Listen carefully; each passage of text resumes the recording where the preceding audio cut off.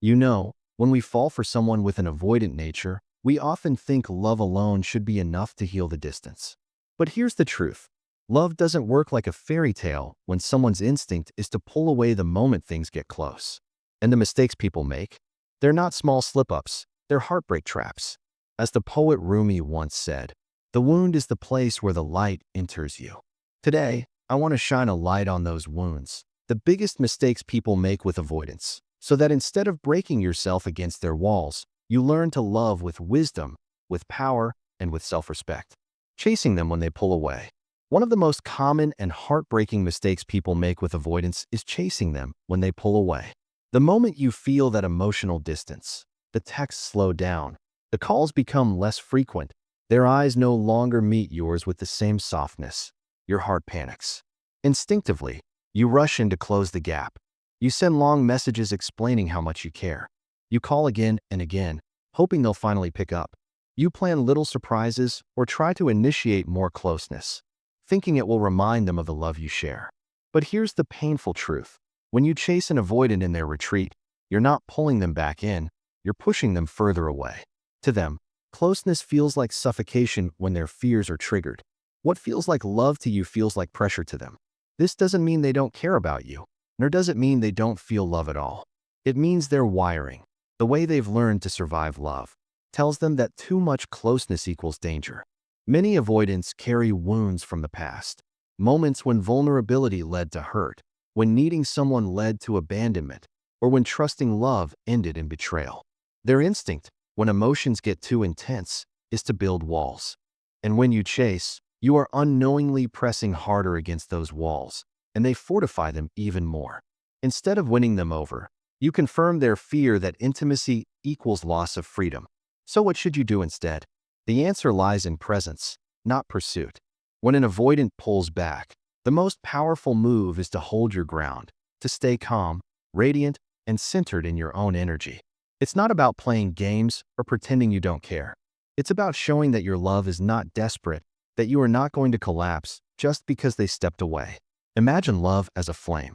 If you chase with frantic energy, you blow too much air on that flame, and it flickers out. But if you give it just the right amount of space and oxygen, it grows stronger on its own.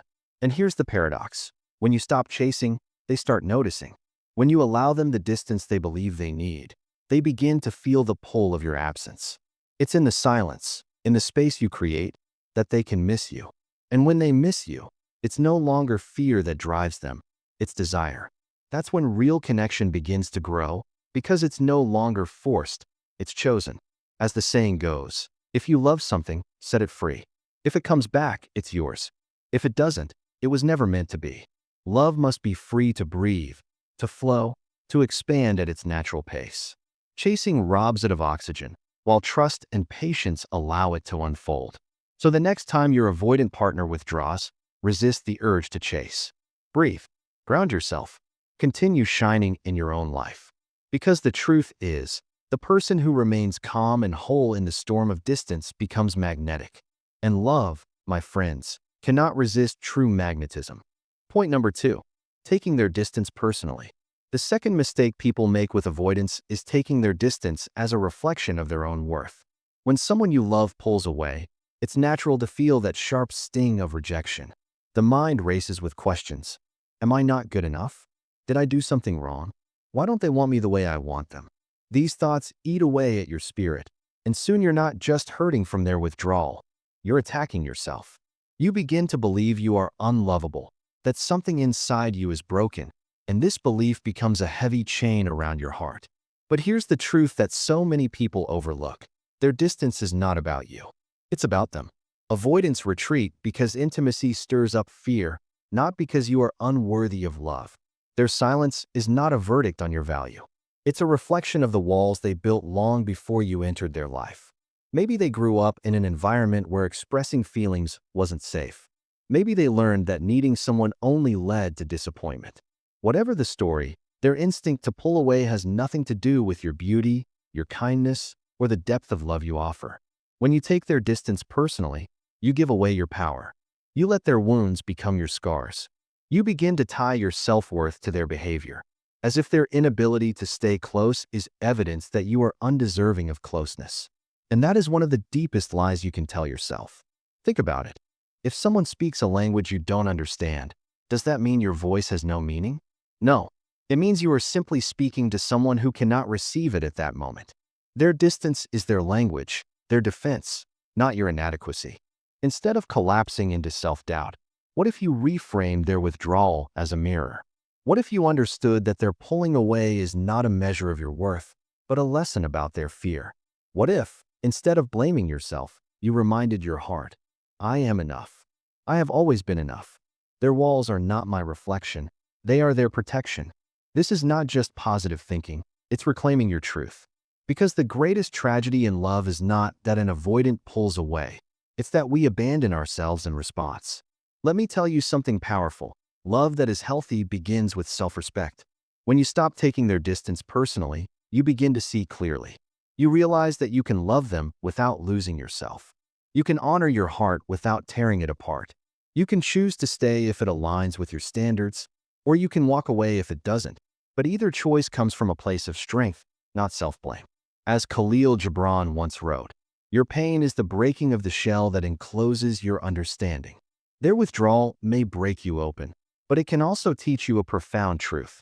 Your worth does not shrink or expand based on how someone else responds to you. You are whole, even in their absence. You are love itself, whether they recognize it or not. And the moment you embrace this truth, you stop begging for validation and start radiating confidence. Ironically, that confidence is the very thing that makes an avoidant slowly turn their head back toward you. Because nothing is more attractive than a heart that knows its own value. So, the next time they step back, don't crumble. Stand tall. Whisper to yourself, this is about them, not me. I am enough, always.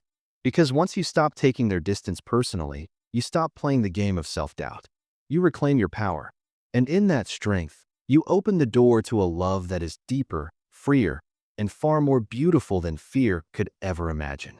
Point number 3, trying to change them overnight. One of the most painful mistakes people make with avoidance is believing they can change them instantly, that love, pressure, or constant reassurance will magically melt their walls. You want them to open up, to finally trust, to lean into the connection instead of pulling away. And when they don't, frustration creeps in. You say things like, why can't you just talk to me? Why can't you be more vulnerable? Why can't you show up the way I need you to? The problem is, when you try to force their heart open, you're ignoring one of the deepest truths about love. The heart does not bloom on command. Avoidants often carry wounds that run deep into their childhood, sometimes into generations. These wounds tell them that closeness equals danger. They may have grown up in homes where affection was scarce, or where showing vulnerability led to pain, ridicule, or neglect. So they built armor, strong, heavy, unbreakable. That armor became their survival. And now, in adulthood, when love comes close, the instinct is to protect, not surrender. Imagine a flower bud. If you peel back its petals too quickly, you don't create beauty, you destroy it. The same is true with an avoidant heart. When you try to change them overnight, it's not just about impatience. It's about misunderstanding their pace. Growth for an avoidant is slow. It's 2 steps forward, 1 step back. It's messy. It's inconsistent. And if you judge them every time they retreat, they learn not that love is safe, but that love is demanding. They start to feel like they're failing, and that failure triggers even deeper withdrawal. Ironically, the very pressure you apply to bring them closer often sends them running farther away. So what is the alternative? It's patience, but not passive patience. It's the kind of patience that says, I see you. I honor your journey. And while I stand strong in my own worth, I will not rush your process. Patience is not about tolerating disrespect or settling for breadcrumbs. It's about allowing love to unfold at its natural rhythm. It's about knowing that the deepest transformations are not forced, they are inspired. When someone feels seen, when they are given space without judgment, when they experience love without the demand to perform, that is when trust begins to grow. Think of the sun and the flower again. The sun doesn't demand the flower open. It doesn't shout, bloom right now. It simply shines, consistently, warmly, gently. And eventually, the flower turns toward it, opening naturally in its own time. Your role in loving an avoidant is to be that steady light, not to rush, not to force, but to create an environment where opening becomes possible. And here's the irony.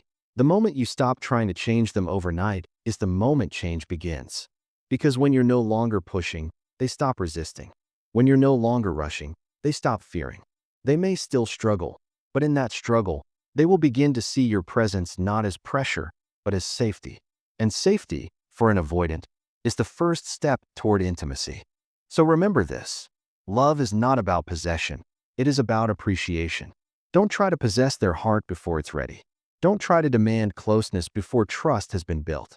Appreciate where they are, even if it's not where you want them to be just yet. Because when love is given room to breathe, when it's respected instead of rushed, it has the power to transform even the most guarded soul. And maybe, just maybe, that transformation won't happen overnight.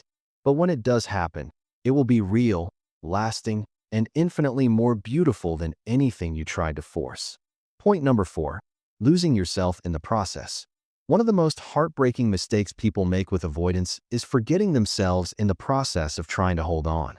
At first, you may think it's just small compromises, canceling your plans to be available for them, reshaping your habits to fit theirs, or dimming your needs so they don't feel pressured. But slowly, almost without noticing, you begin to shrink. You stop being the vibrant, radiant person they first fell for, and instead you become a shadow orbiting around their moods, their distance, and their walls. That's not love, that's self-abandonment. And here's the painful truth. Avoidants don't fall for the person who gives up everything to chase them. They're drawn to the person who remains whole, magnetic, and alive, even when space is present. When you lose yourself, you lose the very energy that made you attractive in the first place. Think about it. When you were at your best, when you were laughing freely, pursuing your passions, glowing with confidence, that's when you had a natural magnetism. That's when you stood out, when they noticed you. But when you give up your center to orbit around theirs, you no longer shine, you fade. And avoidants, though they may fear closeness, are often pulled back not by neediness, but by radiance. So why do people lose themselves? Because fear whispers lies. If I just do more, they'll finally stay. If I just prove my love, they'll finally open up. And that fear drives you to overgive, overcompensate, and overwrite your own boundaries. But the truth is, the more you lose yourself, the less likely they are to come closer. Avoidants don't want someone who collapses into them. Deep down, they're afraid of being consumed. What they actually respect is someone who holds their own, someone who can love them without abandoning themselves. Here's a shift in perspective. Loving an avoidant doesn't mean giving up your life to fit into theirs. It means standing strong in who you are and allowing love to complement, not consume, your existence. You must continue to nurture your friendships, chase your dreams, and embrace your joy. Because when you do, you remind both yourself and them that you are not waiting to be completed. You are already whole. And wholeness is irresistible. Think of the sun and the moon. The moon doesn't stop shining just because the sun rises. Both have their place, their beauty, their rhythm. The same goes for you in love. Don't dim your light because someone else can't handle its brightness. Don't shrink your presence to fit into their shadows. Be the sun. Be the light. If they are meant to rise with you, they will. If not, you'll still shine, unshaken, unbroken. The poet Anais Nin once said, "And the day came when the risk to remain tight in a bud was more painful than the risk it took to blossom." For you, the risk is not about loving an avoidant. It's about refusing to blossom because you're too busy trying to water someone else's garden. Your soul deserves to expand. Your love deserves to be expressed without fear. And you deserve to stand tall in your own identity, even while navigating the complexities of loving someone who pulls away. So, the next time you feel yourself bending, breaking, or dimming just to hold on, pause.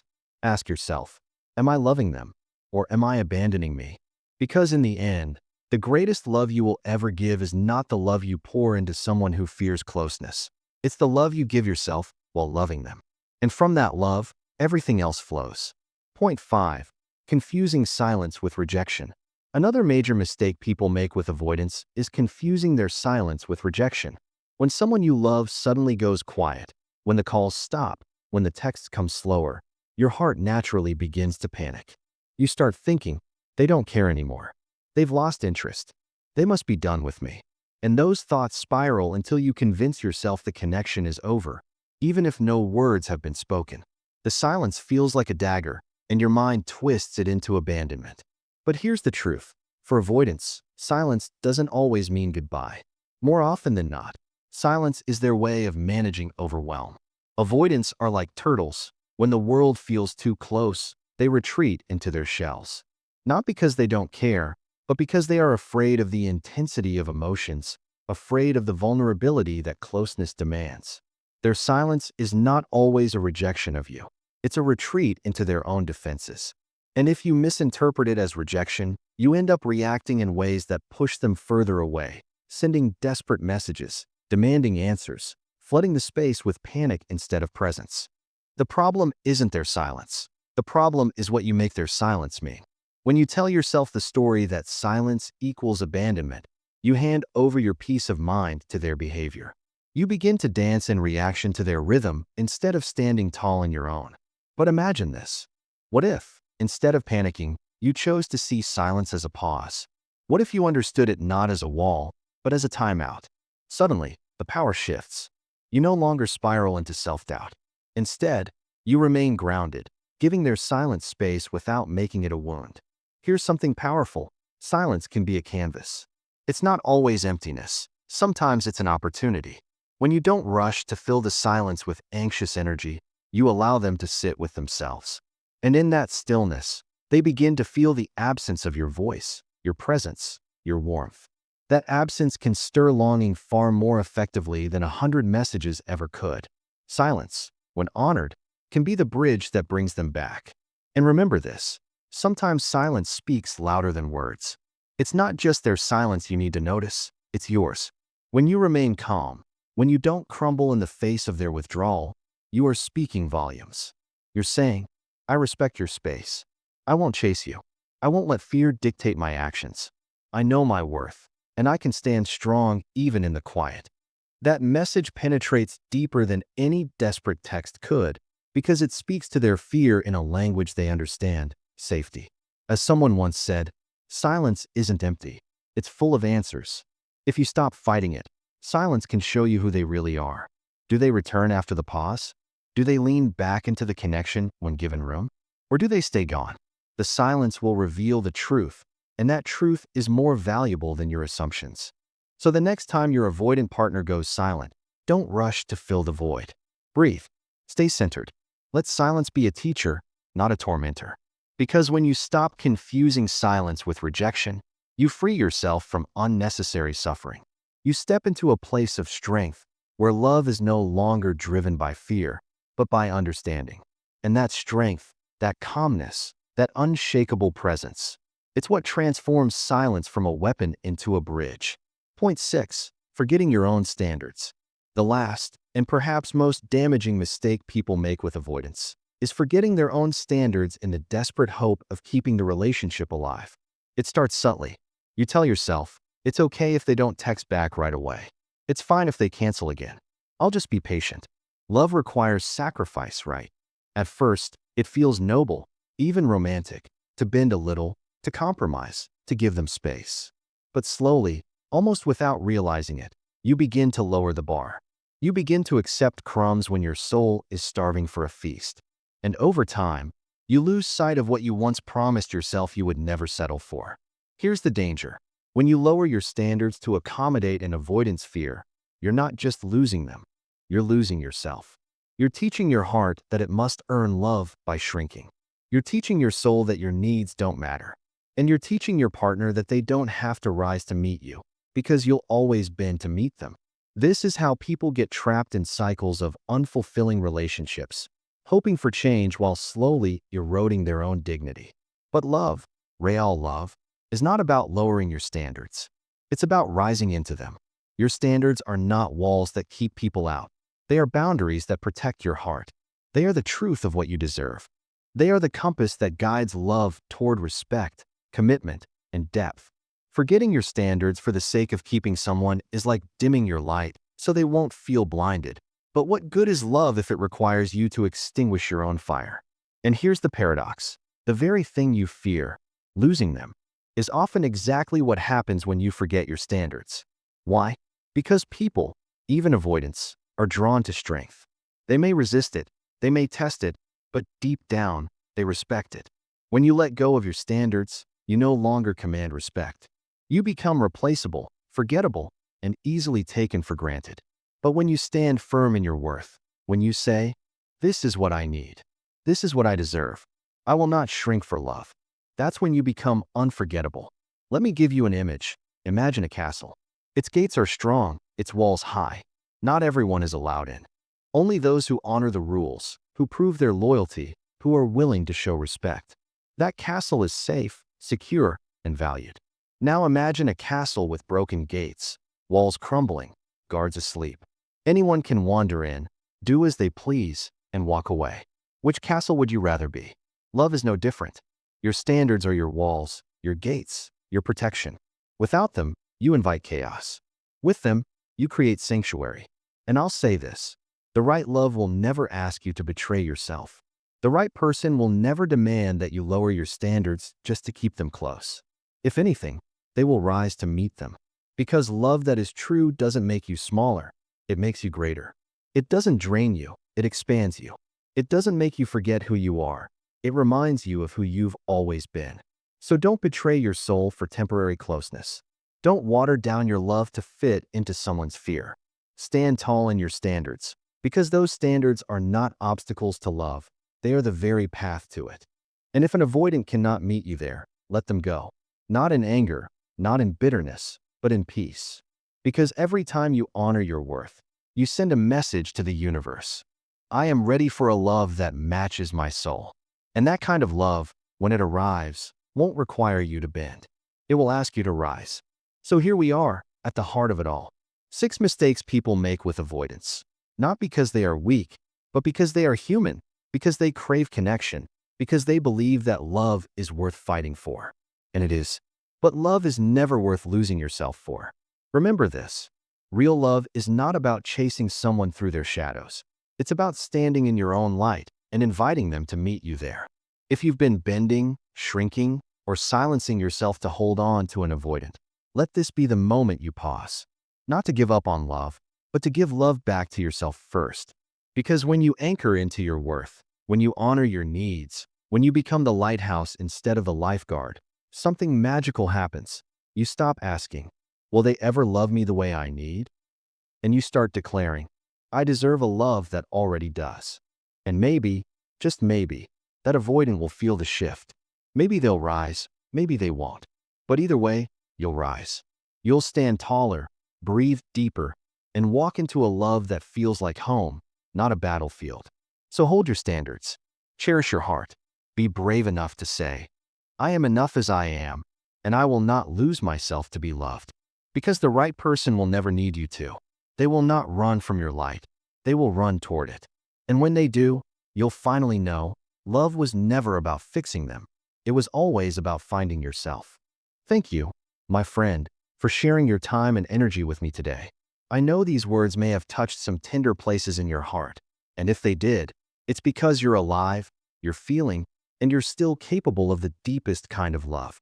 Never forget that. If this message resonated with you, carry it with you, not just as advice, but as a reminder that your worth is unshakable, your love is valuable, and your story is still being written. You don't need to chase what is meant for you. The right love will always meet you halfway. So until we meet again, take care of your heart, protect your peace, and remember, every ending is just the beginning of a greater chapter. Stay strong, stay radiant, and stay true to yourself. Goodbye for now, and thank you for being here with me.